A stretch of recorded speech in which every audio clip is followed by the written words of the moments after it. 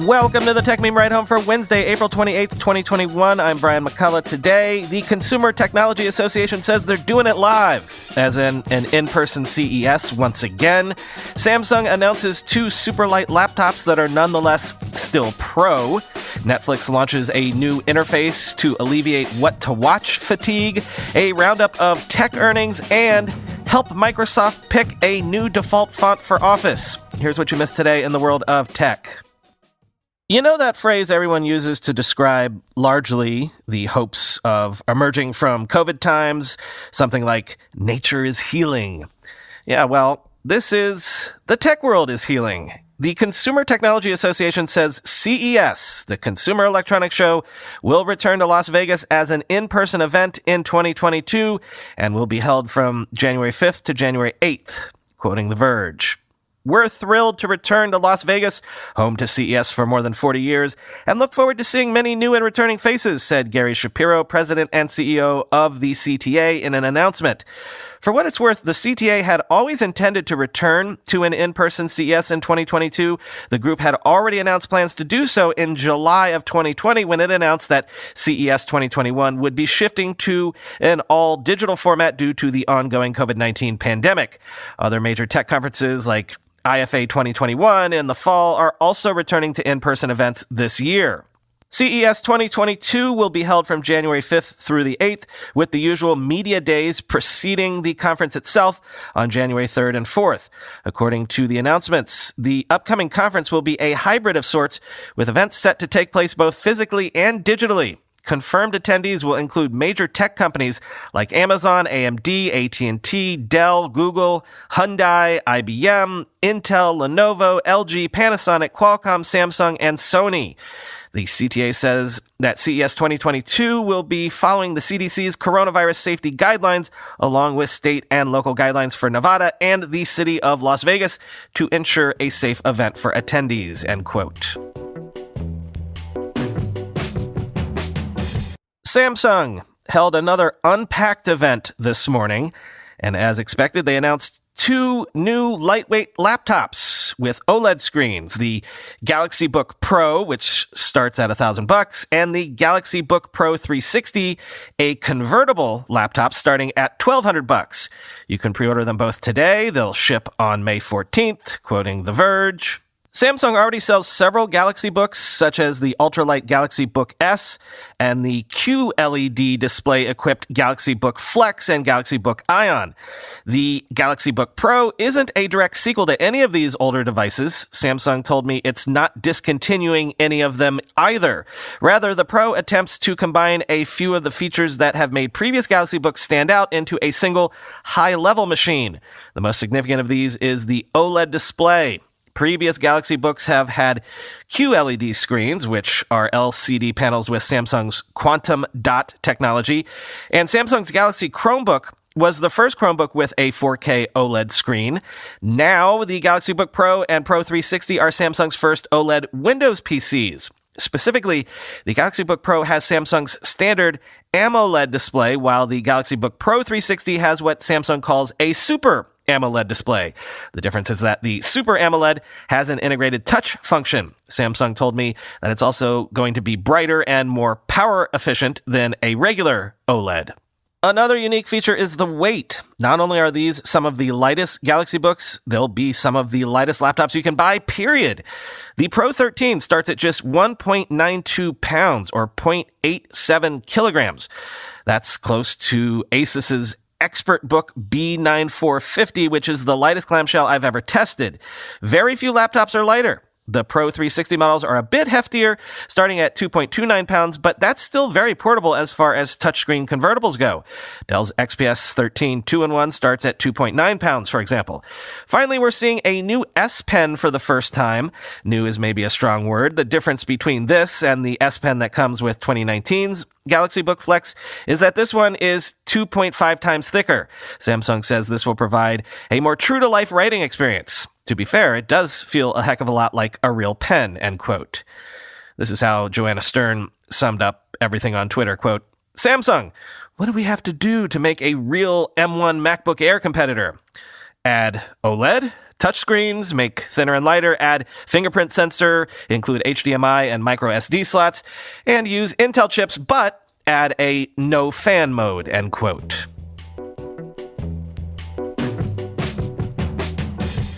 This is odd to me. Nikkei Asia says Apple is trimming planned production of AirPods by 25 to 30%.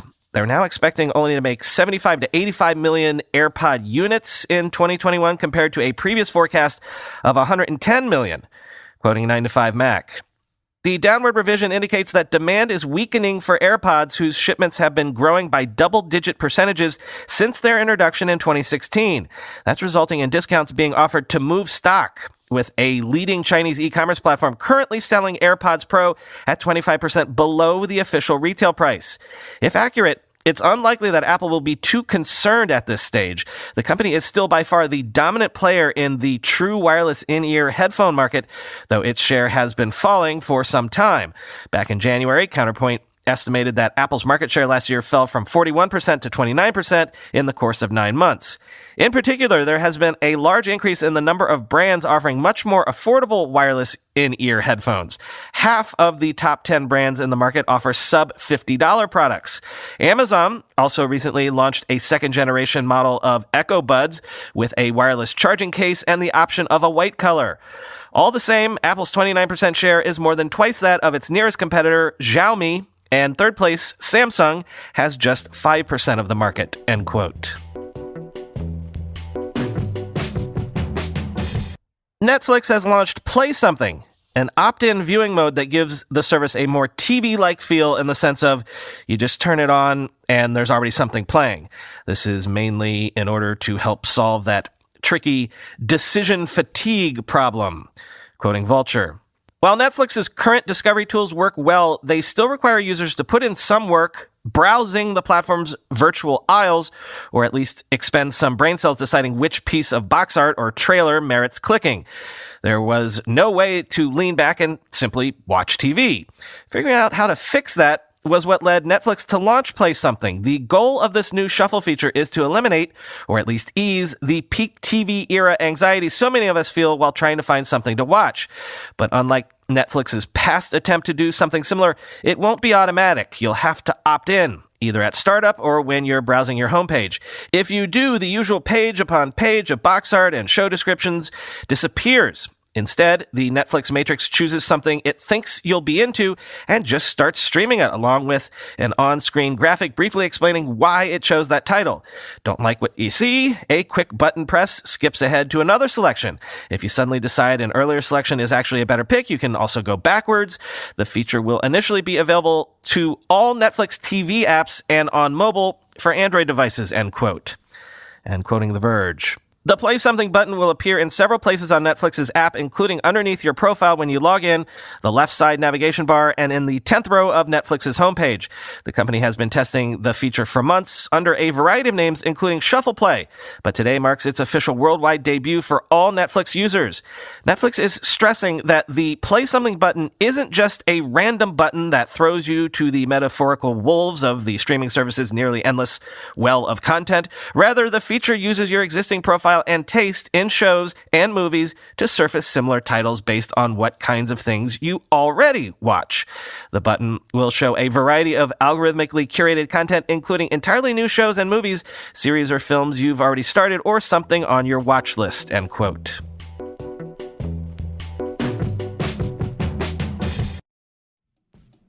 New sponsor alert, Red ID. Have you ever held a brief meeting where everyone just kept talking over each other, the conversations drag on, and nothing got decided on ever?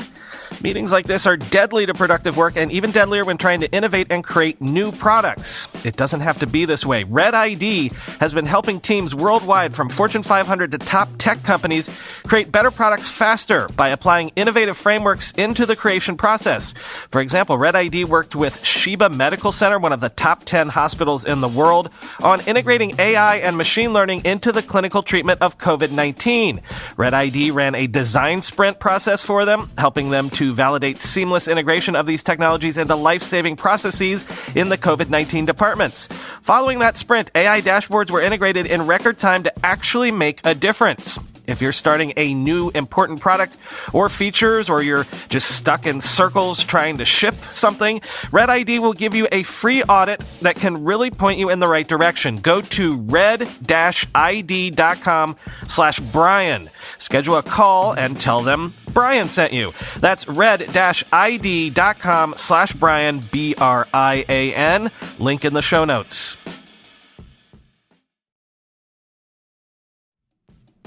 We all want to know we have enough to get where we want to go, right? For instance, you either have enough energy to run a marathon or you're on the side of the road wheezing. How about your startup? Does it have enough cloud computing power to win and handle the really big customers? You might think stable, enterprise-ready cloud infrastructure like Oracle's is out of reach for your new company, but Oracle for Startups was made just for you. Oracle wants to help you land those big customers, so they're offering preferred pricing on enterprise cloud for startups. Free cloud credits and 70% off their cloud services. And with multi-cloud support and no vendor lock-in, you can build it out any way you want. Not only that, with Oracle's always free guarantee, you can tap autonomous database and other services for free forever.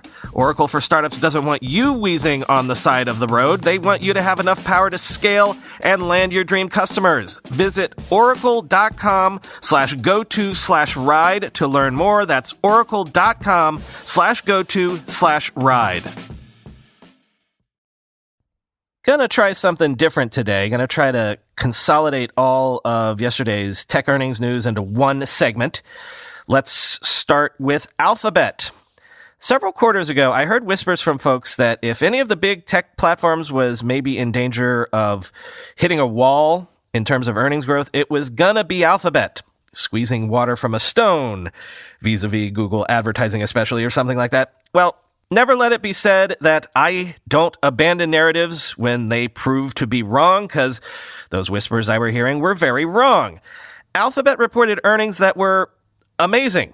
Revenue was up 34% year over year, which is the fastest the company has grown since 2013. And Alphabet's profit? A year ago, their quarterly profits were $6.8 billion. This past quarter, their net income was $17.9 billion. That would be more then. Those profit numbers were 66% higher than even analysts were expecting.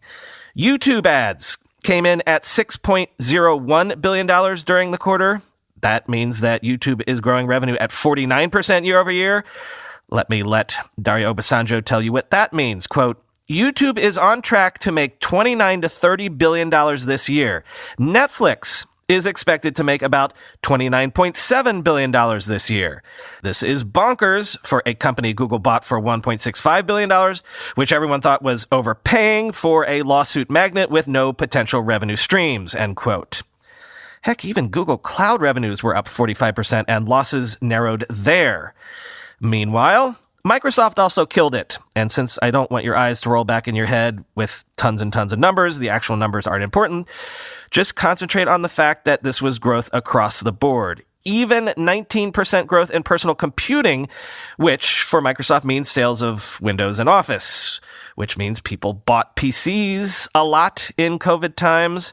Even revenue from LinkedIn's ads business, called LinkedIn Marketing Solutions, grew 60% year over year to more than $3 billion in the year ending March 31st. Quoting Shira Ovide on Twitter, the technical term for Alphabet and Microsoft earnings today is crap loads of money, or maybe bonkers dollars, end quote. Or the term I would use would be nutso butso. Anyway, who else? Shopify, still doing well. Revenue up 110% year over year, as you do. And Spotify. To be clear, Spotify, not Shopify. Spotify surprised a lot of people, reporting Q1 profit of 23 million euros, which was up from 1 million euros in profit a year earlier. Revenue was 2.15 billion euros, up 16% year over year. Most importantly for them, they reported 356 million monthly active users, up 24%, and 158 million paid subscribers, up 21% year over year. Interesting thing there is Spotify's ad revenue was up 46% year over year, so that means probably their podcast best bet is starting to pay off. March saw an all-time high in terms of podcast share of platform consumption hours, according to Spotify. And Renegades, born in the USA, its podcast featuring Barack Obama and Bruce Springsteen, was number 2 in terms of the largest podcast on Spotify in March on a monthly active user basis. Finally, one story that goes in the opposite direction. Huawei reported revenue of $23.5 billion in Q1, which was down 16.5% year over year, the second consecutive quarter in which Huawei's revenues have declined, quoting CNBC. This was largely down to pain in Huawei's consumer business, which includes smartphones and other devices. Huawei hasn't been able to ship its phones with Google's licensed Android operating system since the company's parted ways in 2019. Huawei's smartphone shipments plunged 41% in the fourth quarter of 2020. The company sold its Honor budget smartphone brand to a consortium of investors last year. 2021 will be another challenging year for us, but it's also the year that our future development strategy will begin to take shape, Eric Zhu, Huawei's rotating chairman, said in a statement. We thank our customers and partners for their ongoing trust. No matter what challenges come our way, we will continue to maintain our business resilience, not just to survive, but to do so sustainably, end quote.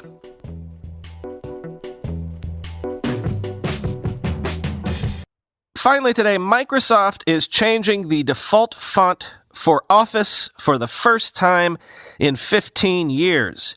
Say goodbye to Calibri and say hello to, well, they don't know what yet, but they want you to help them decide, quoting The Verge. While there are more than 700 font options in Word, Microsoft has commissioned 5 new custom fonts for Office in a move away from the Calibri font, which has been the default in Microsoft Office for nearly 15 years.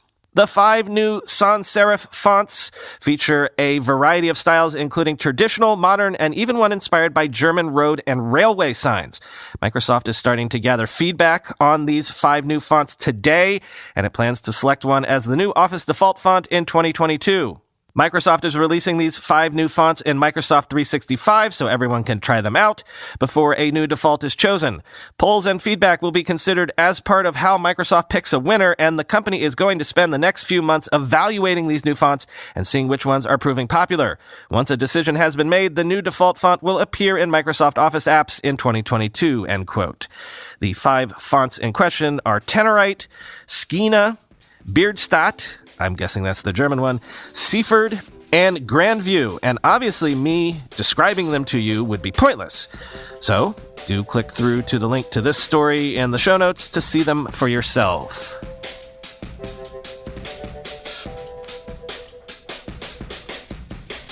Do you remember when I put the word out for folks to help me find a tool that would let me screen for tech stocks that were hitting 52-week or even all-time highs as a way to get ahead of the curve in terms of finding what tech companies were suddenly doing well so I could start to research them and put them on my radar?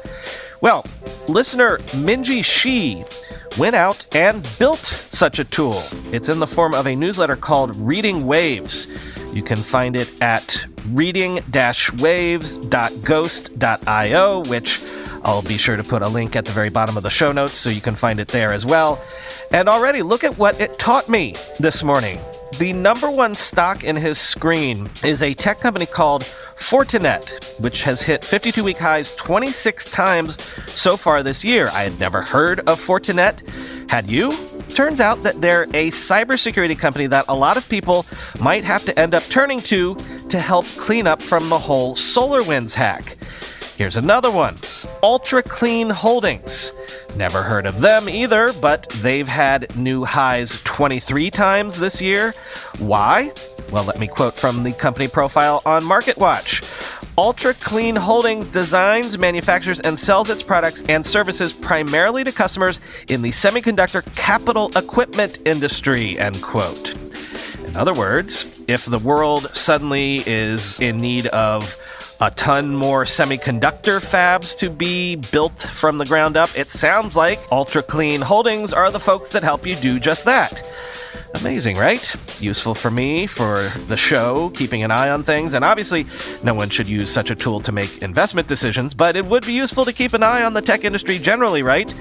Thank you, Minji Shi, for taking an idea I tossed off and just running with it. Again, check it out, link in the show notes, and maybe subscribe to the newsletter yourself. He's building it out right now, apparently, and he's taking feedback and input, so give him some of that. Talk to you tomorrow.